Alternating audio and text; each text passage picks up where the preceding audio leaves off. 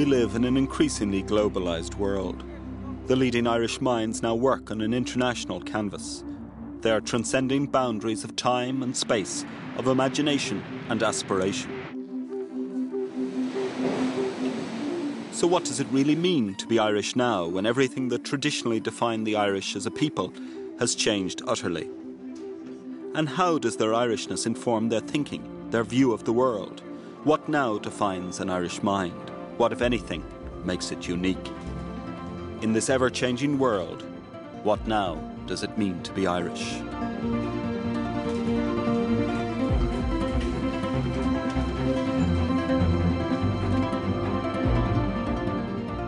Nations will survive. The ways in which their inhabitants define themselves and associate themselves with the nation will change and are changing. And I think this is going to be very true of Ireland.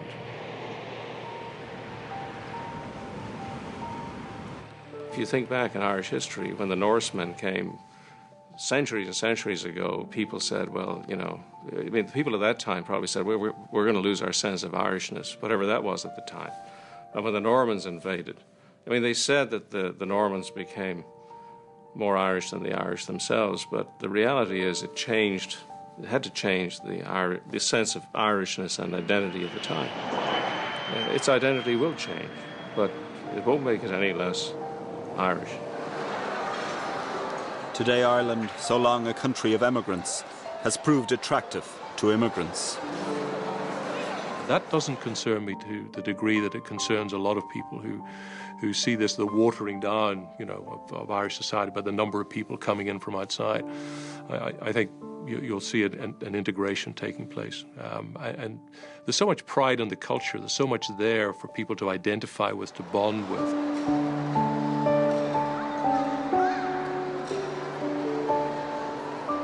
I think we should be asking the question, what's the next stage in the development of our foreign policy that can adequately reflect the values of the Irish people? And where are the areas where we can make the biggest difference? So what is Ireland's place in this ever-changing world? A world where growing migration and increasing globalisation are becoming the overriding themes. There's been, I suppose, a line in my career which has been deliberate and designed, as far as I'm concerned. I believe in breaking down borders and hoping that trade and the openness can have political as well as economic positive values, and I believe absolutely in all of that. With regard to migration, which is the reason, I think, why there has been some uncertainty, even in the European context, is the sense of the potential loss of identity and the threat of an influx of foreign people into your society. But I can understand that globalization, therefore, particularly in the human movement area, the area of migration, is going to continue to cause tension and pressure. Globalization as an overall force has been a good thing. It has enabled a lot more people to escape from poverty. The future escape from poverty is also the private sector has a hugely important role to play in this. But also corporations have to play their part and there is a change. I mean, we're talking increasingly now in the world about corporate social responsibility, about what role big corporations have to play in not just making profit, but in dealing with some of the social problems, both in our own countries here and in countries far away. And the companies that are going to be successful and thrive in the 21st century are those that are going to be seen both in reality and in perception as a functioning member of the communities in which they operate. And I work very hard at doing that at the Coca-Cola Company. You know, Milton Friedman is the one who said that the only proper pursuit of business is to make a profit. You have to make a profit. But it's how do you make the profit? And can you make more profit by actually being responsible and being a functioning member of society? Absolutely yes. The only way that we are really successful is when we relate to each community and each society in which we operate. Yes, there is a fear of globalization. I think that is quite wrong. I think that the reality is that by opening borders, you create economic opportunity. You create, globally, a far greater equality of opportunity. Leading economist Philip Lane advises organisations such as the World Bank and the International Monetary Fund on globalisation. He's based here in Dublin's Trinity College. My work really has been dominated by this idea of globalisation, that the world is increasingly integrated. 10 years ago, the issue was, if I work in textiles in Ireland, I'm not going to survive because the weight of imports from China, India, and so on, I just cannot compete. Now the big debate in America and so on is, if I'm an analyst of General Motors, how do I compete with the same guy who's equally well trained, equally clever, sitting in Delhi? So it's not just the low-skilled individuals who are under pressure from low-skilled imports. It can also operate at other ends. Globalization, as we project it forward, I think will see the disaggregation of many things which are done in Ireland, so that the cheaper components of a product or of a service can be produced abroad, can be produced in Eastern Europe or even further afield in North Africa or in Asia, and then the product finally assembled or put together, or the service assembled or put together, which is where the real added value is created in Ireland. And that, I think, is going to be the skill of managing Ireland's economy in a globalized economy in the future. We're not, in most countries of Europe, replacing the people who are dying. We have beside us, particularly in North Africa, in a context of some conflict between the Islamic parts of the Islamic world, we have a huge burgeoning population of young people who do not have the same opportunities and whose earning power is very much lower than that in Western Europe. Now, this is the challenge of globalization, and that's why the economic globalization of removing borders, GATT, WTO, European Union, and so on, that's why it's vital. The danger is we'll want to take the skills. If we do have legalized migration, we'll take the skilled. That will not help the developing countries who need the skilled people. Now, you don't block individuals, and you can have some give and you can have skilled and coming back. But if we just selfishly cream off the skilled because we want them in an ageing Europe, that's not going to help the continent that is very close to us, where in North Africa you need 100 million new jobs over the next 20 years to maintain even the current level of development. Where are those 100 million jobs going to come from? So we need an Ireland that's thinking about these things within a Europe, and that's expressing from our experience more thoughtful policies.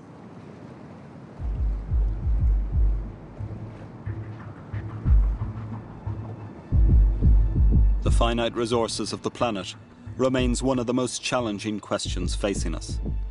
Many believe that we've reached a tipping point in the exploitation of oil. Most CEOs of global oil companies refuse to speak openly on the subject, but Dublin-born David O'Reilly is the exception. The issues that are concerning the people that believe in peak oil are the same issues that concern me and the people that I work with in our company, because we see challenges just keeping up with demand growth. We believe that there's oil and gas. There's a lot of places in the world that we haven't even looked yet, but it's getting access to that oil and gas. It's doing the exploration work to assess its availability, and then making the investment. So what we can do is help educate people on what's involved in finding and producing and refining and delivering products like diesel and gasoline and the things that the customer needs. So I think it's important that we communicate the issues, and one of the things that's short, I think, out there in the public arena, I'm talking to policymakers now, who is facts, and what are the facts, and what are the choices that we face, and if we don't act, what are the consequences of not acting? So those are all big challenges today, and that's one of the reasons that we are great advocates of energy efficiency, which is very important. And also we're investing in alternatives, some of which may work, some of which may not work, but we're going to try to see if we can't find the ones that do work so we can help meet the demand for energy that people are going to need.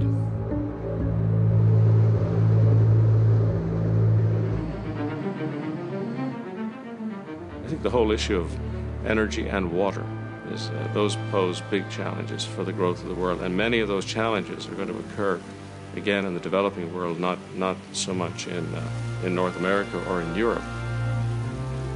If there are problems with water supply in the world, and people aren't secure in their supplies of water, then the whole world is going to be affected by that.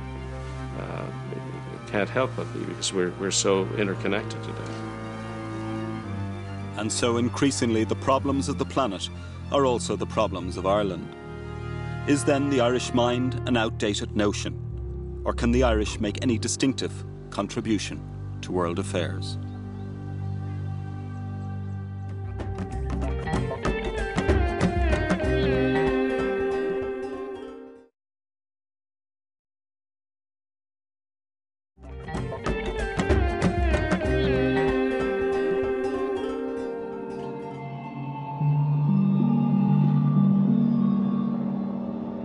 Here in Boston lives one of the world's leading experts on the Earth's atmosphere. Michael McElroy's long career, which stretches back to the 1976 Mars landing and to early discoveries concerning the depletion of the ozone layer, give him a profound understanding of the history of the planet and our future challenges. If I sort of reflect on the amazing story of the Earth, and to the arrival of humans, to where we are now, where we're beginning to at least have a sense of our place in the world.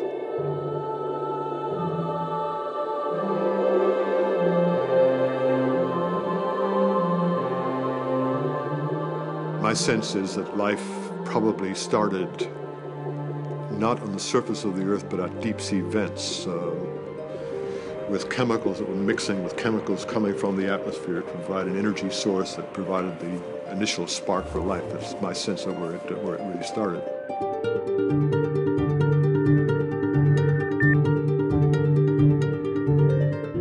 The Earth beginning on January 1, forming from the solar system, life present by the beginning of February, but human beings are only there when we get to about the 29th of December.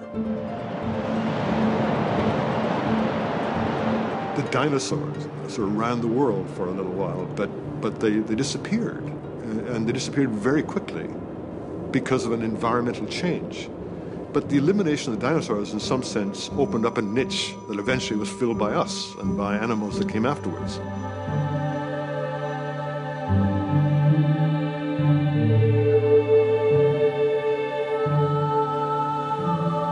What we brought to the stage was basically an incredible brain, the ability to communicate, the ability to think, the ability to look outside our world. And so I see that as, in some sense, part of the creation, part of the continuing creation that I think characterizes the Earth.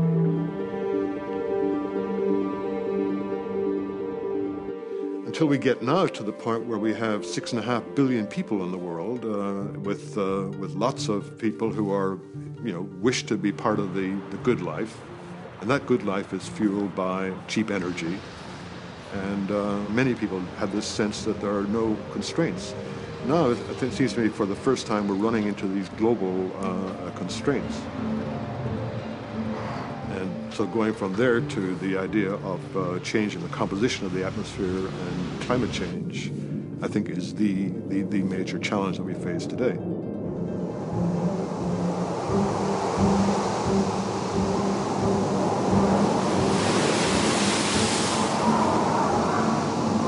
First of all, global warming, I'm convinced of it. I've had the opportunity to listen to some of the greatest experts in the world, and also in the context of BP, and I've no doubt about it. We were one of the first to actually accept that this is a reality. I think it is a reality, and I think it's a huge challenge, and there's no silver bullet in solving it. There are a whole lot of things that have to be done, and I think that that's the first major challenge. Climate change isn't of the future. We are experiencing what we've never experienced. Flooding, desertification, terrible weather shocks, and poor communities can't absorb those shocks. And they live in the vulnerable places where those shocks are hitting already. Things like global warming, where there really has to be, I would say, a radically different level of consciousness about what the world community needs to do to solve that. Now, I think we're beginning to move in that direction, but I think we need to do a lot more. One has got to realise that by 2020, even though there are 500 million of us, Europeans are only going to constitute 1 out of every 20 people in the world. Americans are going to constitute less than 1 out of every 20 people in the world. So even if you put the Europeans and the Americans together, you have less than 2 people out of every 20. Are we going to be able to manage the world on our own? Of course not. So we've got to find ways of managing the West, if you like, broadly defined. It's got to find ways of managing this transformation, because the other 18 people of the 20 citizens of the world are going to want more of a share in global resources, whether they be global resources of clean air, global resources of oil or coal or technology. And we've got to find ways of ensuring that the rebalancing of that is done in a way that doesn't hurt us or hurt them and doesn't lead to conflict. So that's going to be a challenge that we want to be engaged in. I believe that the future of the energy system globally, wind power should be a major factor in that. And we've done some work to try to get a sense of what that resource is on a global scale. I mean, I think it's very significant. I also think that nuclear power has to be part of the future. A large part of the distrust on nuclear is ignorance of what it is, and a confusion between nuclear bombs and nuclear power. I mean, there is a fundamental big difference. After all, the sunlight that we get that keeps the world alive comes from nuclear reactions on the sun. So it's not against nature. Honesty and openness is a critical part of it. In terms of how we're going to drive cars, the future, in my opinion, is a future in which the cars are hybrid, but also have batteries that can be charged by plugging it into the wall. It's not realistic to have batteries that are going to let you drive for 200 miles before it charges, but maybe 20 miles, 50 miles, 60 miles, plugging into the wall. And then, if you need more, you run the hybrid system. I think this is a way in which we can effectively almost eliminate our dependence on oil as a critical resource. There are an enormous number of very successful Irish entrepreneurs in this world at the moment. And there are people who have thought about these issues in a creative way. They're going to make their biggest influence, I think, is going to come from the companies that they're running that are international companies, the financial institutions in which they have a major role to play, to show leadership in this particular way. And then I think we can actually do something that will give the world a better opportunity to develop sustainably. The future of the planet and the future of Ireland remains unknowable. Our approach to the significant challenges of the world will demand imagination, innovation and vision.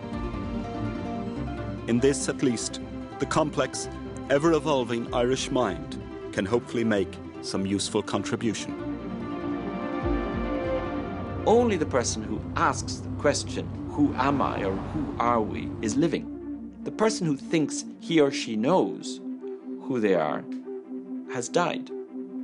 So I don't think there can be enough shaking up of inherited, accredited, received wisdoms about who we are. Home's the world. But if it's in my being and my personality, in my psyche, it's Ireland. I'm Irish. But, being Irish isn't, being in the soil of Ireland. It's being in your heart, and it's also in your mind. It's also how you feel, how you believe, and how you react, and how certain songs will bring tears to your eyes. That doesn't go away. That emotional quotient of the Irish. I have a lot of confidence in this country. I think fundamentally everything is right, providing we don't get greedy, get complacent. So I look forward, and I think my children, my grandchildren, will have a much better life than I had.